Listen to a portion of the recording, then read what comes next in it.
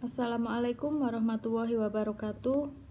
Perkenalkan, nama saya Rizky Zuliana Yuwita atau biasa dipanggil dengan nama Kiki. Saya mahasiswa semester 6 jurusan manajemen. Di sini saya akan menjelaskan materi kuliah Business Leadership ya, tentang memimpin atasan. Arti dari atasan sendiri sangatlah luas ya. Atasan bisa diartikan sebagai orang tua, mertua, atau orang yang berusia lebih tua dari kita.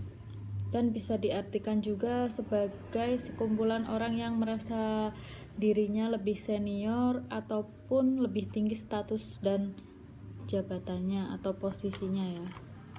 Dalam dunia kerja, atasan adalah pimpinan kita.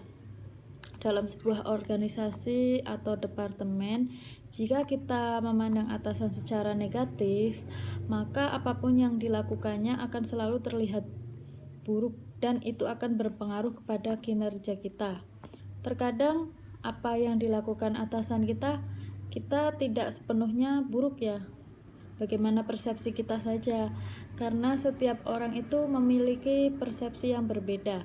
Ketika kita berpikiran negatif tentang orang lain, maka segala sesuatu yang dilakukan orang tersebut akan terlihat negatif. Nah, salah satu hal inilah yang harus dihindari ya. Maka selalu berpikirlah dengan positif. Jangan pernah mendebat atasan seakan menggurui. Hal itu hanya akan membuat karir kita selesai ya.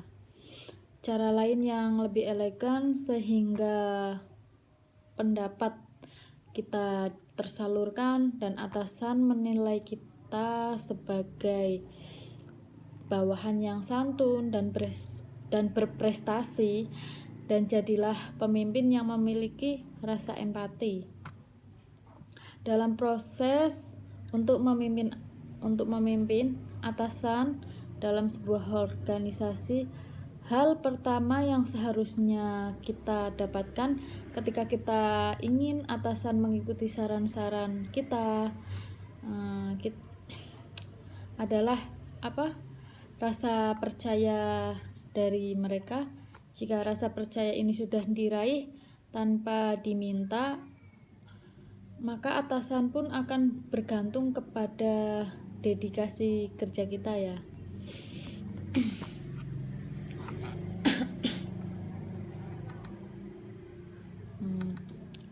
Terus ketika kita ingin memimpin atasan serta membuat atasan kita bergantung pada kehadiran dan kinerja kita, sebelumnya kita harus bisa menunjukkan bahwa kinerja kita dinilai dengan baik ya di hadapannya.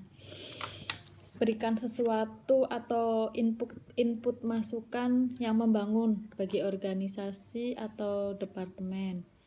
Nah, kita harus selalu mengingatkan nih kompetensi sesuai ekspektasi di bidang kita, sehingga kita dapat menyelesaikan tugas apapun yang diharapkan oleh atasan untuk diselesaikan.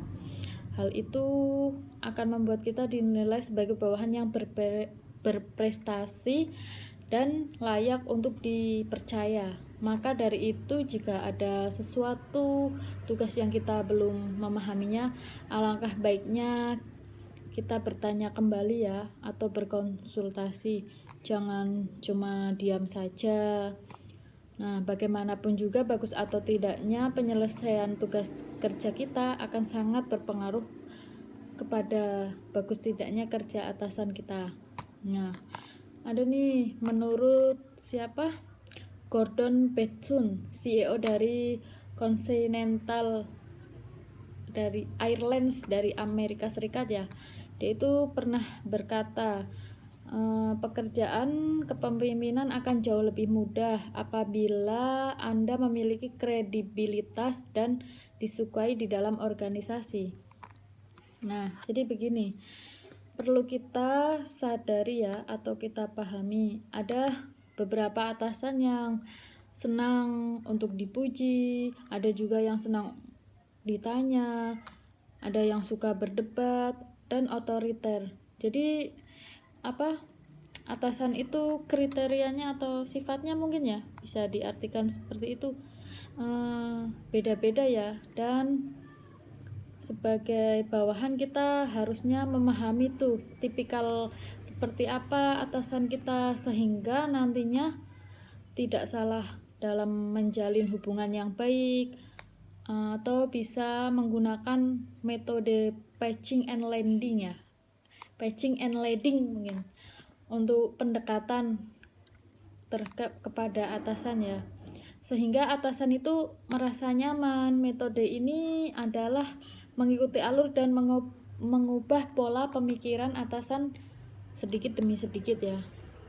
Nah, ada dua faktor psikologis utama nih yang sebaiknya diketahui secara persis ketika ingin berhasil dalam memimpin atasan, yaitu apa yang diinginkan atasan untuk Anda kerjakan, dan atasan ingin diperlakukan sebagaimana selayaknya seorang atasan.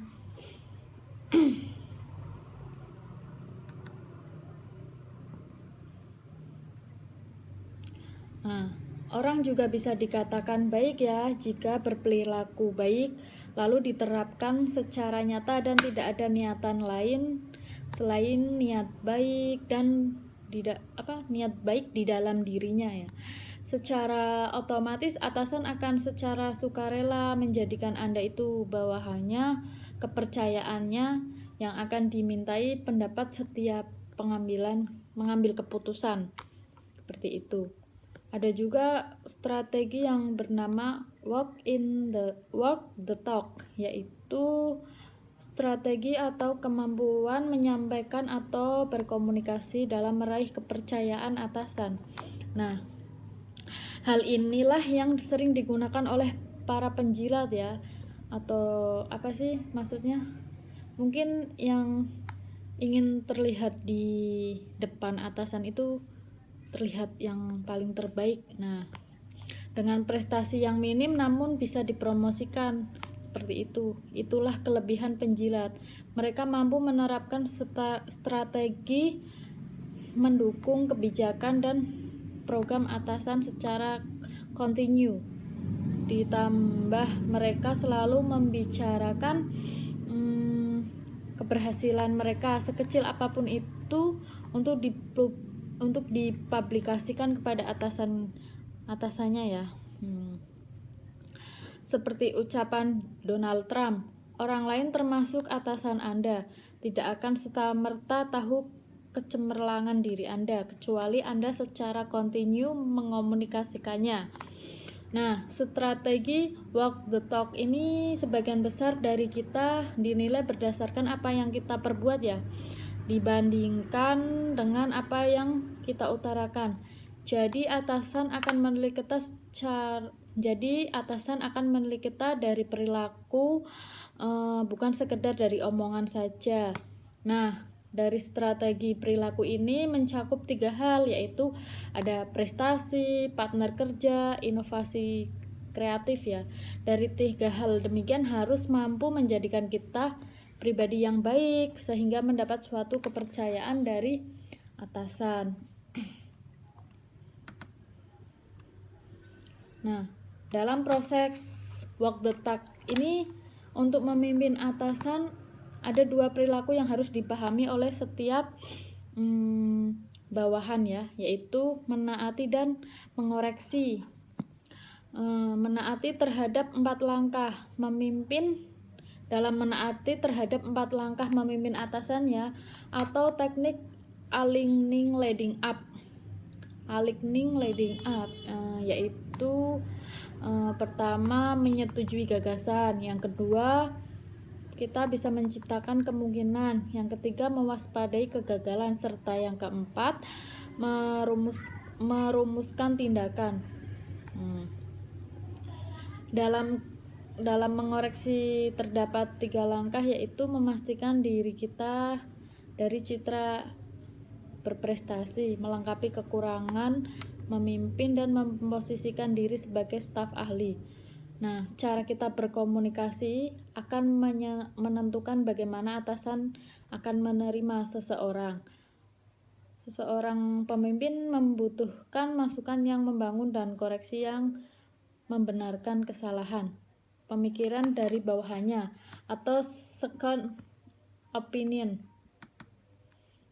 yang akan mematangkan pemikiran. Nah, strategi dan logika berpikir untuk memajukan organisasi yang dipimpinnya, maka pertahankanlah sikap rendah hati dan berikan masukan yang bersifat terbuka. Yang dibutuhkan ketika kita bermaksud menempatkan diri sebagai orang kepercayaan atasan, yaitu biasanya kita harus belajar berpikir dengan sudut pandangan seseorang atasan itu ya. Memperluas jejaring untuk mengumpulkan informasi terbaru dan mengoreksi tanpa menghakimi dan mendoktrinasi. Menentukan keputusan bukanlah tugas kita sebagai seorang bawahan ya. Ini adalah tugas seorang atasan. Nah, kita hanya memberikan opsi-opsi keputusan dan efeknya di masa depan. Lalu memicu diskusi terbuka untuk lebih mematangkan keputusan yang dibuat. Jangan mendoktrinasi agar opsi kita diterima. Berikan atasan secara objektif ya tentang strategi apa yang dijalankannya. Bawahan sering diminta saran oleh atasan. Hal inilah yang bisa membuat bawahan terjebak karena merasa lebih tahu, dan itu akan hanya membuat besar kepala dan tanpa sadar akan memberikan pengaruh yang tidak baik ya. Mintalah atasan untuk memberikan pendapat akan opsi-opsi yang dibuat dan biarkan atasanlah yang mengambil keputusan akan opsi yang dibuat ya. Nah, demikian ya penjelasan dari saya. Mohon maaf apabila banyak kekurangan. Sekian. Terima kasih. Assalamualaikum warahmatullahi wabarakatuh.